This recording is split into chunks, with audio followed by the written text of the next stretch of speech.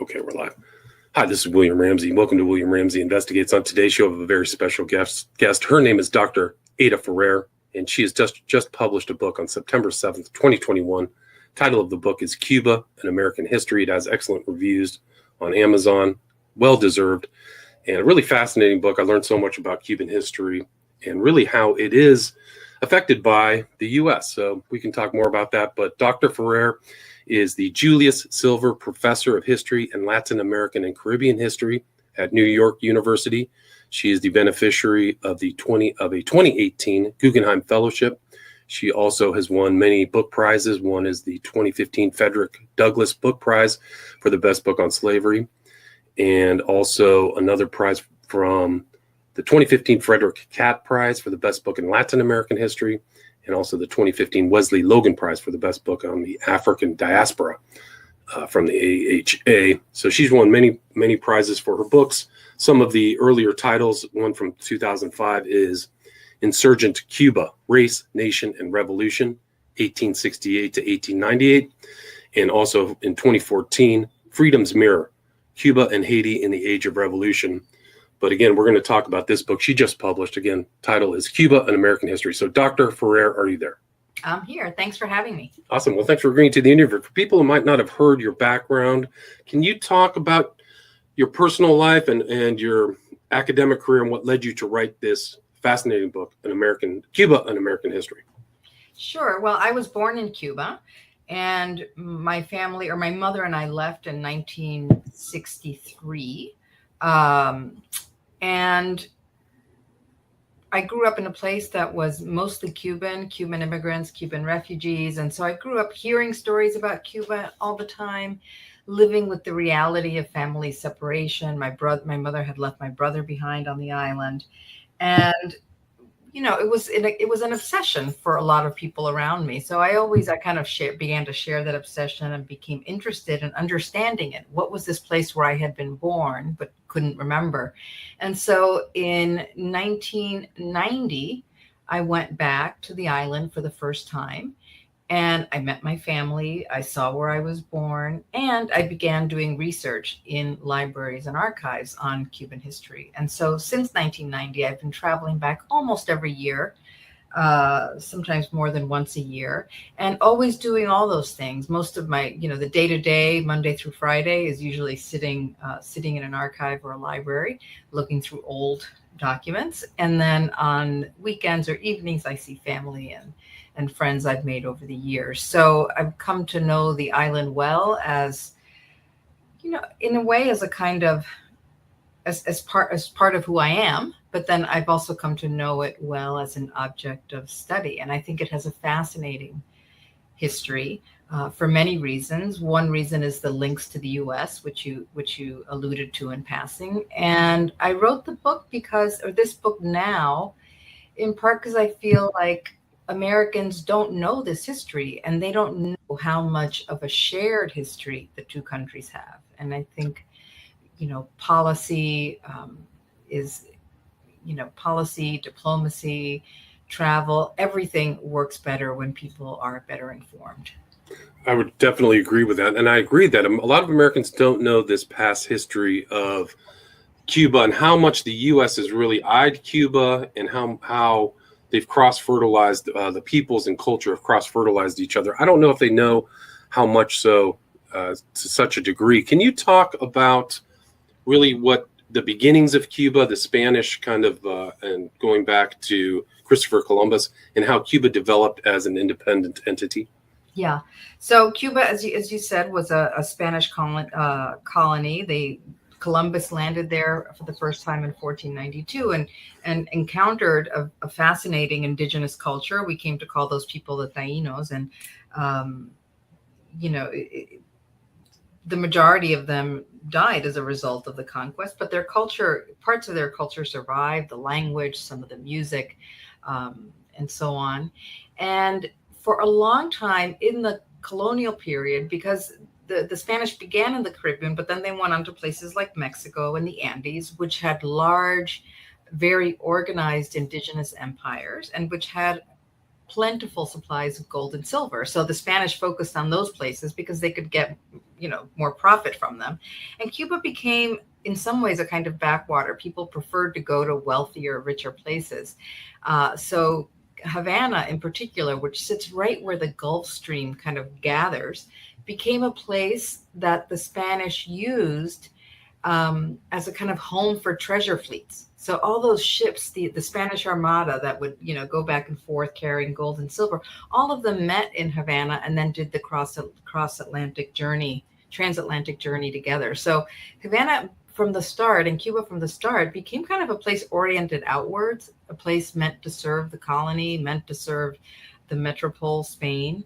And it wasn't until, so that pattern persists, but the main thing that the island became in the colonial period was a slave society. So a society based on the enslavement of Africans and their descendants, most of whom were brought to the island to harvest sugar, to plant and harvest sugar.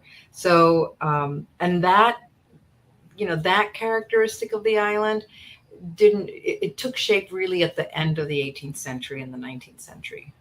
Right. So, I mean, it was interesting, some of the statistics that you cite in your book. There really weren't that many people in Cuba at that time, whereas there's whole histories of Hernan Cortez and Pizarro and all this stuff, but it became a way spent. So even these kind of words like Armada and Tiburon came from this colonization and the subsequent thing. I thought that was really interesting. Yeah, words like shark, like shark or hurricane, right? These were things that they hadn't known in Spain or Europe. So they used the indigenous words for them. And now they're, hurricane the word hurricane in English has its roots in a Taino word.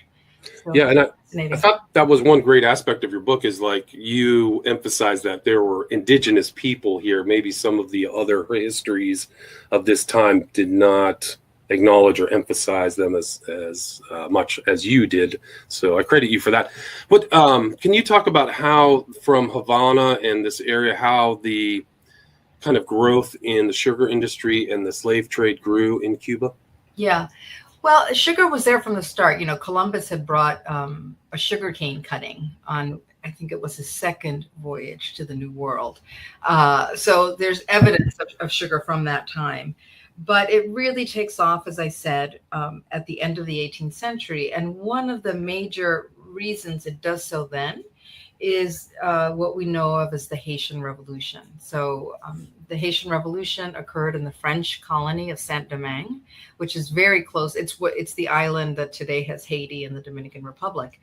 And at the time, the French colony of Saint-Domingue was the wealthiest colony in the world. I mean, wealthiest for the people who owned it and the people who held slaves. So it produced most of the sugar consumed across the world, and its planters were, wealthy, happy men. When the Haitian Revolution happened and the enslaved people rose up in rebellion, and that sugar industry began to very, very quickly decline. And the Cuban planters realized that this for them was an opportunity. So they said, okay. And one of them, a very prominent, important one, said, the hour of our happiness has arrived.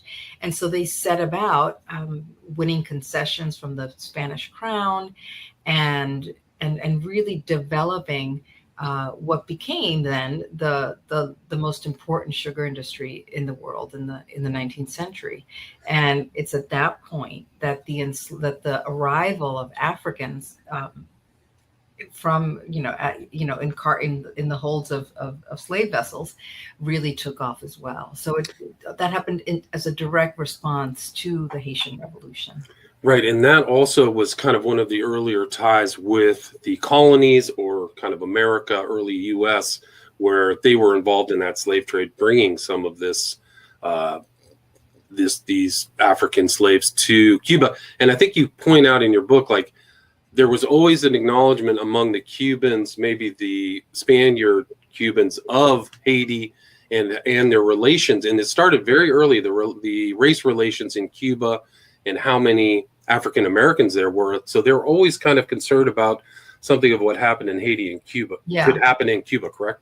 Right, absolutely. And the Spanish used that to really good effect. So, in the early 19th century, almost every colony of Spain became independent.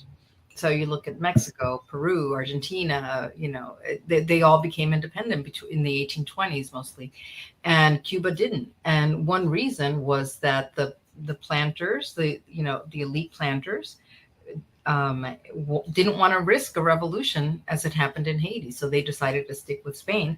And Spain basically kept saying, if you try to become independent, another Haiti will happen. So it was used for conservative political purposes to keep the island a colony of Spain and to maintain slavery. Right. I think you quoted like there was for that time, an immense amount of trade, 270,000 slaves in 30 years, Yeah. right there at the early 19th century. So significant amount. And also there was another kind of industry that took place in Cuba. Can you talk about the copper ore industry and the Virgin of Charity and how that's kind of an important cultural figure? Yeah. So that's earlier. So Cuba's a very long island. If you laid it on its side, it would go from about where New York City is to about where Savannah, Georgia is, right? And the terrain changes. In the east, there are beautiful mountains. I think they rise about 3,000 meters above sea level. And in the colonial period, from the 16th century on, there were deposits of copper. And there was a mining company that had enslaved workers mine the copper. One of the things that happens, and it's so, every Cuban knows the figure of the Virgin of Charity. She's the island's patron saint. In Spanish, it would be the Caridad del Cobre, the charity of copper. And so you ask a Cuban in Cuba, you ask a Cuban in Miami, anywhere, they will know her figure. Many will have a little statue of her in their home, as I do, and as our family home did growing up. But many Cubans don't realize that the reason, the devotion to her as a figure, and the longevity of her cult, you would say, is due to the fact that those enslaved miners really committed themselves to her. So she was their patron saint before she was the nation's patron saint. So the story that is seen as a kind of national cultural story is really tied to the institution of slavery and to the history of Black Cubans on the island. And it kind of reminded me of what happened in Mexico, the Virgin of Guadalupe, that same type of character very early on that still pervades the culture to this day. Right. And so you had this kind of very early on, you had these conflicts. And even like during the colonial time, Havana and Cuba got involved in the 7-Year War. Can you talk about how the U.S. or really it was the British Empire influenced and affected Cuba from that early period? Yeah. So the 7 Years War, sometimes, when I studied it in school here in the U.S., we knew it as the French and Indian War, right? Where it was a, dispute between the French and the British over land in North America, in the north mostly. But really it was a war that involved most of Europe, and Spain, and Britain declared war on Spain. And one of the things that it decided to do was to attack and seize Havana. Havana had this reputation for being a wealthy city, in part because it had this long history of serving as the place where the Spanish stored their silver and where the treasure fleets always were. So people said that silver coins flowed in Havana as if they were, rivers. And so a lot of European monarchs liked the idea of acquiring Havana, and the British during the 7 Years War decided they would do that. So they attack in 1762, and it's the siege lasts weeks because they can't take it. And finally, what helps the British take it is the arrival of troops from North America, from places like Connecticut and Rhode Island and New York, etc. And so they defeat the Spanish, and Havana becomes British territory for about 10 months. So it becomes part of the same empire as the 13 colonies. And during those 10 months, you have North American merchants just kind of descend and all over, the city. They kind of take over, bringing their products and taking out sugar and other things to sell in the 13 colonies. So it's a period where the commercial relations between the 13 colonies and Havana get really drawn close together. In the end, when the treaty all the parties signed a treaty to end the war, and Britain gives up Havana for Florida. So Gotcha. yeah, and that's I say in the book that's the first time that the fates of Havana and Florida were intertwined, but it's not the last time. Right. So it goes all the way back. Yeah. And also the relations before the U.S. became the U.S., the relations between Cuba and the colonies was very strong economically. Would you agree with that? Yes, absolutely. And that's really becomes really important during the American Revolution. We're taught to appreciate the French role in the American Revolution. Lafayette and Rochambeau and others who provided assistance to Washington and others, but the Spanish also provided a lot of help, and a lot of that help was funneled through Havana. So during the American Revolution, the Spanish let the colonists trade in Havana freely, and it's where they got a lot of the silver currency that then served as the foundation of the Americans' first central bank, the First National Bank. A Spanish officer in Havana collected silver that was sent to George Washington and Lafayette right before the Battle of Yorktown. And it was that money that was used to pay George Washington's troops, who hadn't been paid in a long time. So the Cuban assistance and the Spanish assistance was also part of the story of the American Revolution. Right. And there was actually kind of a figure, kind of like the French Lafayette or something, Miralles, I think. Yeah, Miralles. Yeah, he was quite a character. Yeah. So in Washington's having he's happy to see this emissary. So he was very sensitive about the contact, him and the growing country and Cuba and its representatives. Right. Yeah. And so, it continues. The U.S. becomes a country, and there's always a tension in Cuba between the system of slavery and its people maintaining slavery. Can you talk about how some of those conflicts manifested themselves?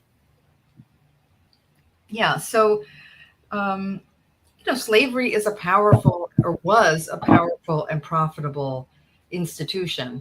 And that was true in the U.S. It was true in Cuba as well. One of the things that's really important to there's several things that you can note about slavery in Cuba. One is that, as I said before, it's always tied to the cultivation of sugar.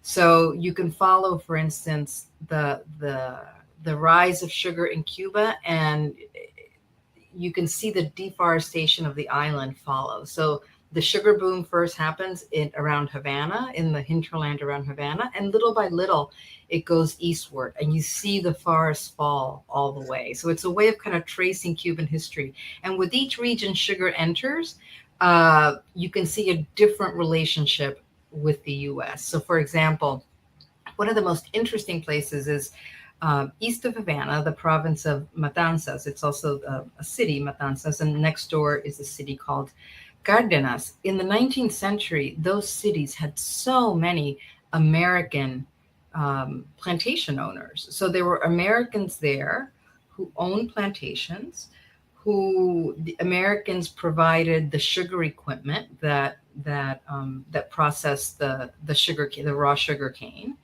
Americans built a lot of the railroads that took the sugar to port.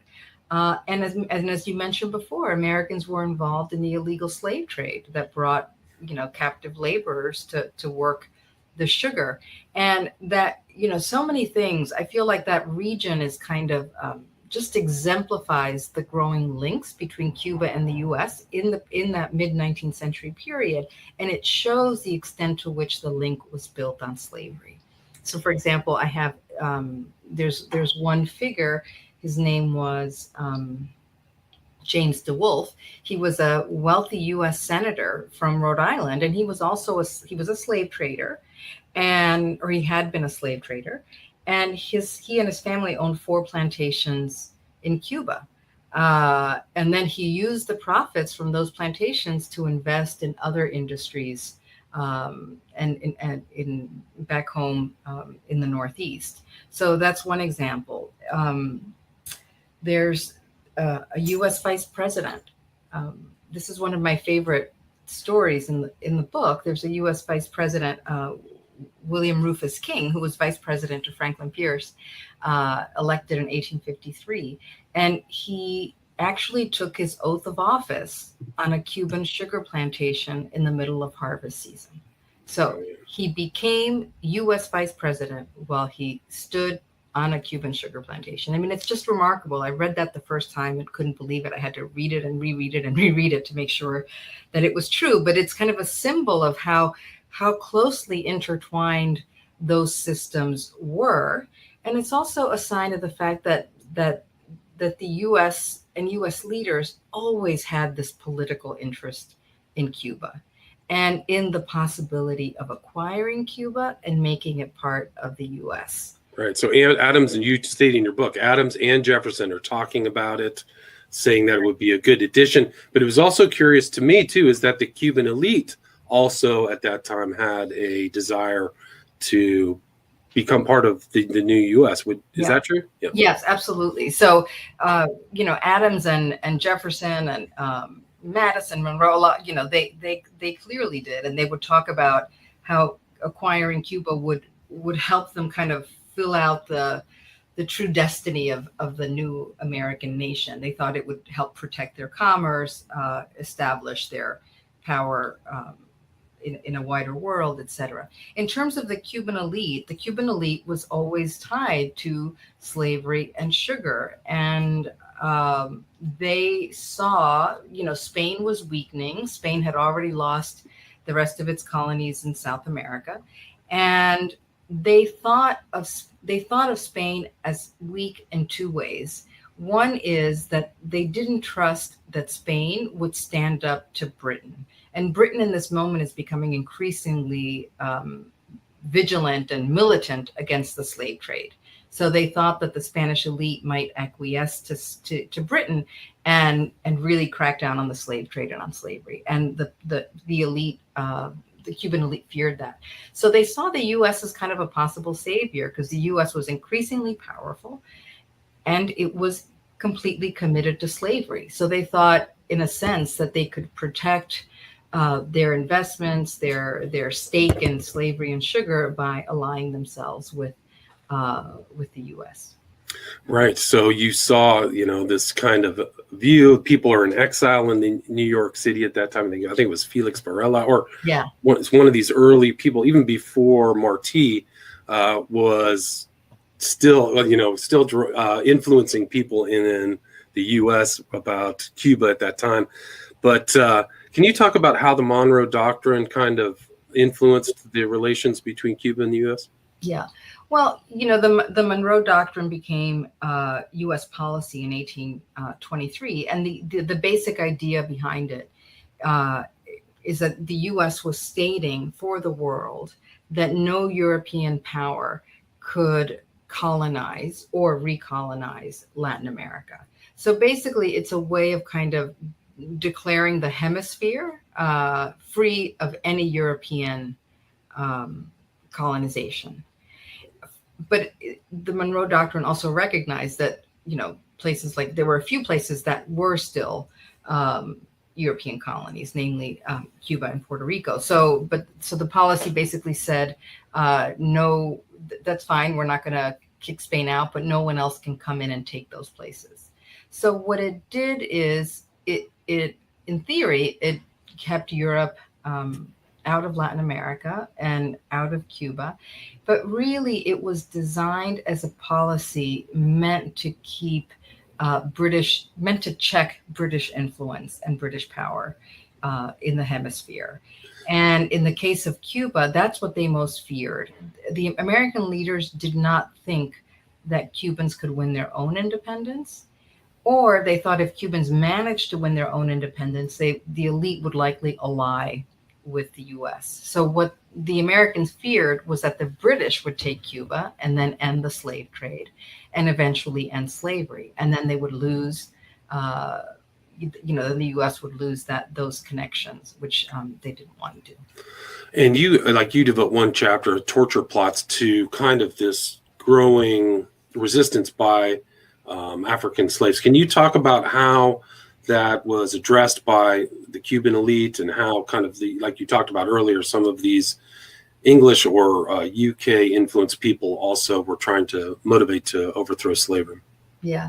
One of the things that's really interesting about slavery is that wherever you find the institution of slavery, you will find enslaved people trying to do battle in one way or another against it, whether that's by running away or by resisting and trying to limit the work they do, or feigning illness, or in some instances rebelling. So you have rebellions, and you have runaway slave communities in Cuba. You have rebellions almost from the very beginning. So there's two rebellions, slave rebellions, that I talk about in the book. Even before the one in that chapter, I talk about one led by a man named Jose Antonio Aponte. Aponte was a free black man in Havana, a carpenter and an artist, and he organized this large rebellion against slavery and against the Spanish. The rebellion was quashed. They after attacking 3 plantations, the rebels were caught and captured and tried. And Aponte was captured and brought to trial. And it's one of the things that makes it so interesting is that Aponte was also an artist. So he had a book that he had made that he called the Book of Paintings. And the Book of Paintings was full of all kinds of interesting things. And he would show it to the recruits in the movement to help them kind of imagine a world without slavery, to help them imagine a Black revolution. The authorities found the book, confiscated it, and made him describe every image in the book. And then they hanged him. And then the book disappeared. And so all we have are his descriptions. So I write about that one. I think that's a fascinating example. And I may write more about that at some point. And then the other one, which you just mentioned, is one that unfolds precisely in Matanzas, the region I mentioned before, in 1843 and 1844, where you just have a series of one rebellion and one conspiracy after another in this relatively small region. And one of the things that's interesting about that movement is that it was both urban and rural. There were enslaved people involved on sugar plantations and coffee plantations, but there were also free men of color from the cities. You had musicians. You had one of the most prominent people was a man named Plácido, who was a poet, and he was one of the leaders and executed for his role. And also British abolitionists were involved, and that's one of the reasons the Americans feared them. So there were some British abolitionists who worked with the rebels and the conspirators. But ultimately, what the Spanish did is it defeated one rebellion after another, one conspiracy after another, and it engaged in very brutal torture against people suspected or captured, where people were tied to a ladder and then whipped, which is why the whole series is called La Escalera being ladder. And one of the results of both those rebellions and conspiracies and the repression by Spain is that it really decimated the free community of color, free Blacks who had been artists and poets and musicians and so on. So many of them were killed, many of them were banished and forcibly removed from the island. So it kind of struck terror in the heart of enslaved people, and also in the heart of this free Black community that was upwardly mobile and that was sympathetic to the idea of independence. And for the Spanish, it kind of helped them prove the point of how dangerous any kind of movement could be, right? That if they wanted independence, well, they might end up with a slave rebellion. So the Spanish used it to that end. Right, and you call like the peace that happened the tranquility of terror. So it wasn't like a happy Yeah. peace at all. And I mean, it just kind of led to farther. I thought it was interesting that after the American Civil War, so many of these Beauregard and these other characters came to Cuba. So it's just an additional tie between the two countries. Right. Can you talk about the importance of Jose Marti and kind of talk about the 10 Years' War and how that developed? Yeah. So the Cuban independence movement, which I think the world doesn't know enough about. that's my own sense. It's a fascinating movement. The first war begins in 1868 and it lasts 10 years. So that's the 10 Years' War. And there would be another war shortly after, which is called the Little War from 1879 to 1880. Then there's a longer period of peace in which there's a lot of mobilization in favor of independence. And the final war of independence takes place from 1895 to 1898. So really, it's a 30-year process of fighting for and mobilizing and advocating for independence from Spain. There are there are many things one can say about that movement. I'll just point out two. One is that the wars on the Cuban side were waged by a new institution, which the rebels called the Army of Liberation, or the Liberation Army. And it was a popular fighting force. Many enslaved people and formerly enslaved people joined. Black men had joined and also, ascended through the ranks. So some of the most important figures were themselves men of color. The most famous is a man named Antonio Maceo, who was at the time very well known in the U.S., especially African Americans, who in many cases named their sons after him. So they didn't name them. They named them Maceo, but in English they pronounced it Maceo. So that was a common African American name in the late 19th and early 20th century. So that's one thing that's interesting about the movement. The other thing is that because it unfolds alongside the end of slavery, right? In the first war, the leaders abolished slavery in rebel territory. So from the start, the movement is linked to the question of slavery and to the question of race. And it develops this powerful argument against the Spanish. Now, forever, and Spain and its allies had said Cuba can't be independent, because if it tries to become independent, you will get a race war, you will get another Haiti, et cetera, et cetera. And what the independence movement did was to completely disavow that argument and say, no, we've had this war. And Black men and white men fought together side by side.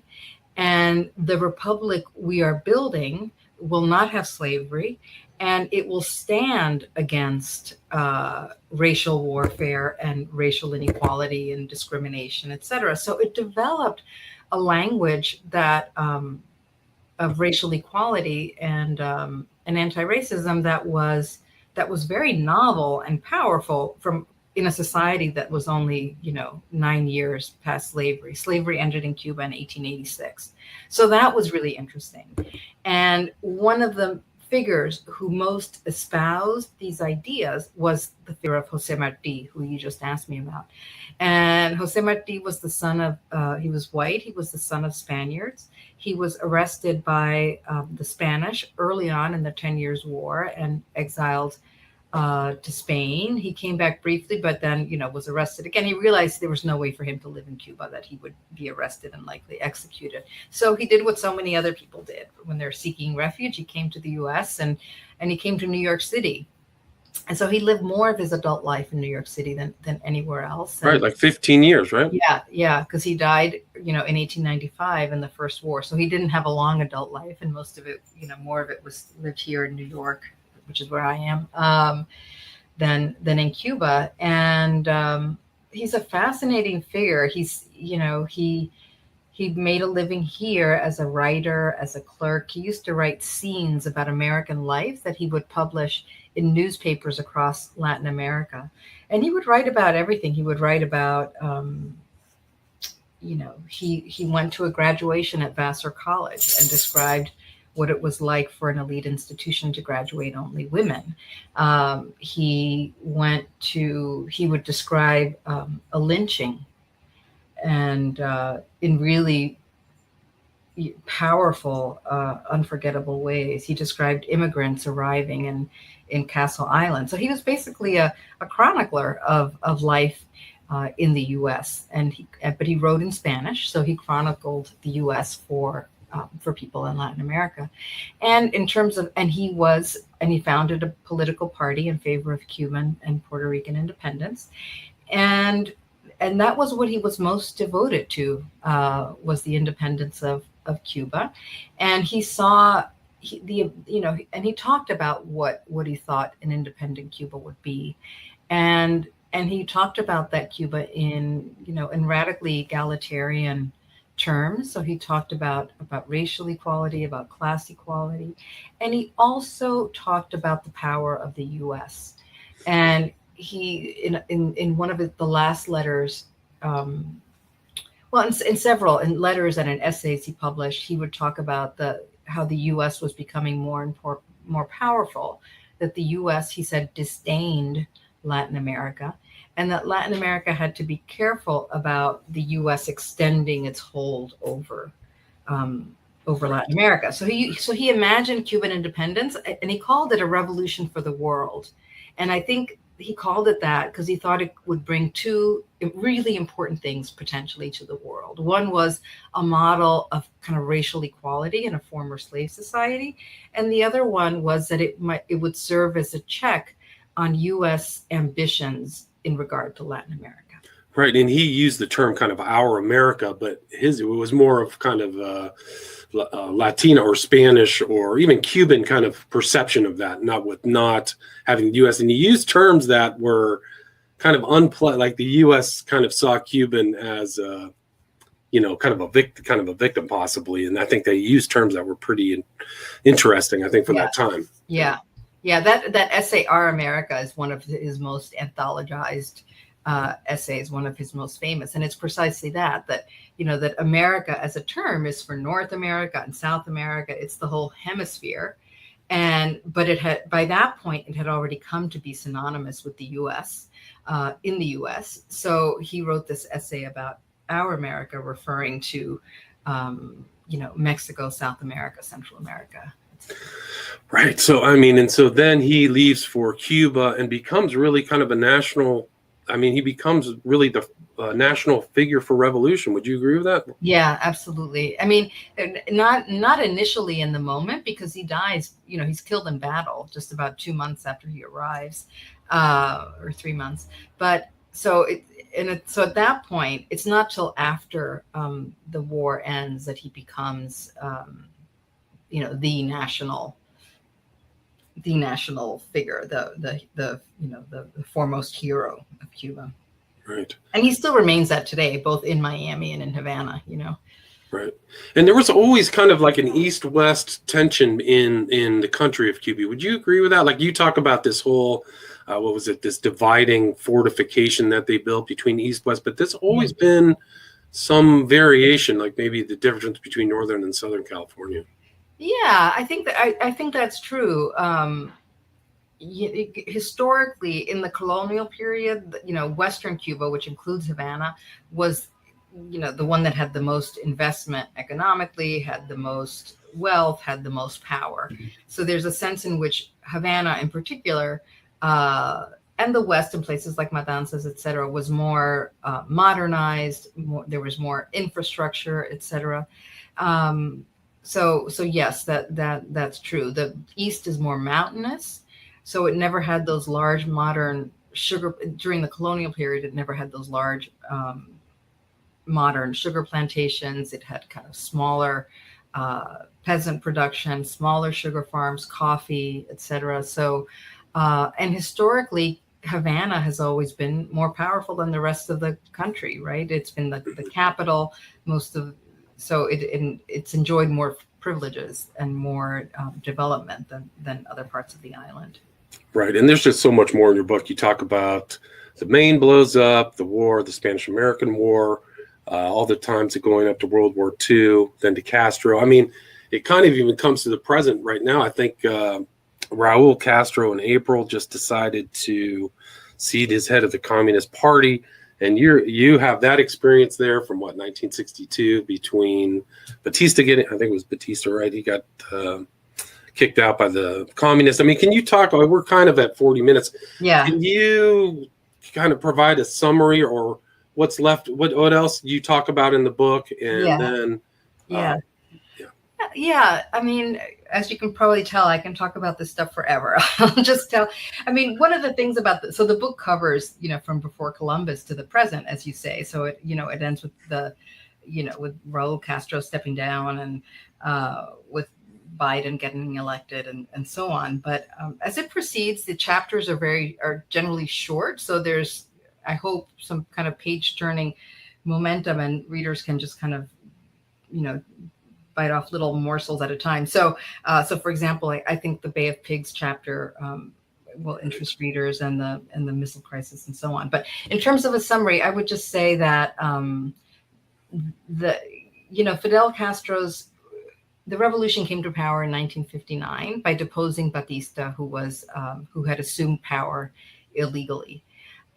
I think the most important thing to remember, and which I think may surprise some Americans, because they think of Cuba as, and they think of the revolution as Fidel Castro's communist revolution. But in the beginning, it wasn't communist. And in the beginning, he was just one leader among many.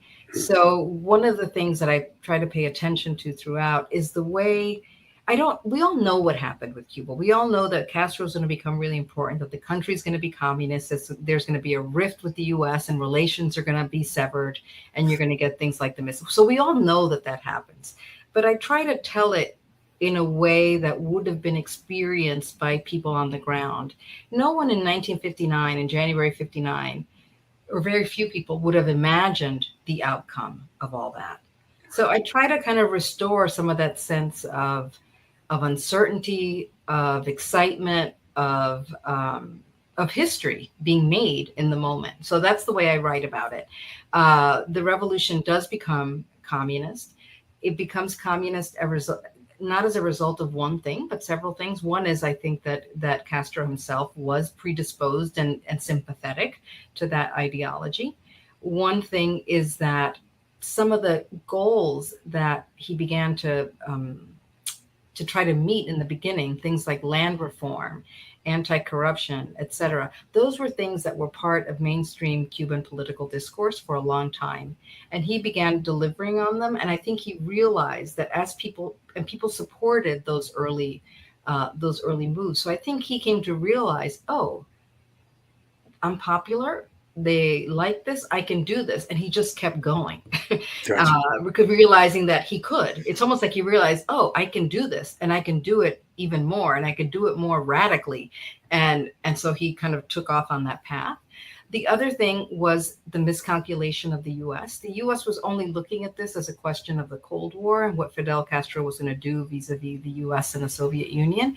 But Castro was really good at using a tradition of Cuban nationalism and a tradition of Cuban skepticism about U.S.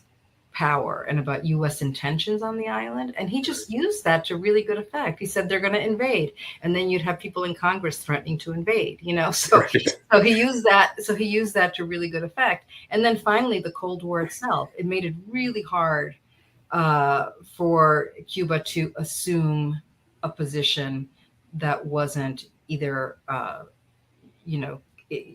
U.S. ally or Soviet ally. It made a kind of middle position impossible. So all those things made it become a communist revolution. Right. But it just shows, and I think that you confirmed and verified this theme of your book, how much the U.S. has influenced Cuba, and also Cuba influencing the U.S. So it's all been there for centuries. So really a great book, highly recommended. Where's the best place for people to get Cuba and American history? Well, they can get it almost anywhere. So I would say, they could get it on Amazon. If they buy from Amazon, they could get it at an independent bookstore if that's where they buy. I have a website, adaferrer.net, where there's links to different places to buy it and more information on other work I'm doing. Ada Ferrer. And so people can reach out to you through that Yes. website as well if Absolutely. they want to ask any questions or anything. Yeah. It's adaferrer.net, correct? Yes. I'll Yes. put that in the show notes. Okay. Again, it's Dr. Ada Ferrer, and the title of the book is Cuba, An American History, just published September 7th, 2021. Thank you so much. Thanks for having me. I enjoyed it. All right. I did too. Take care.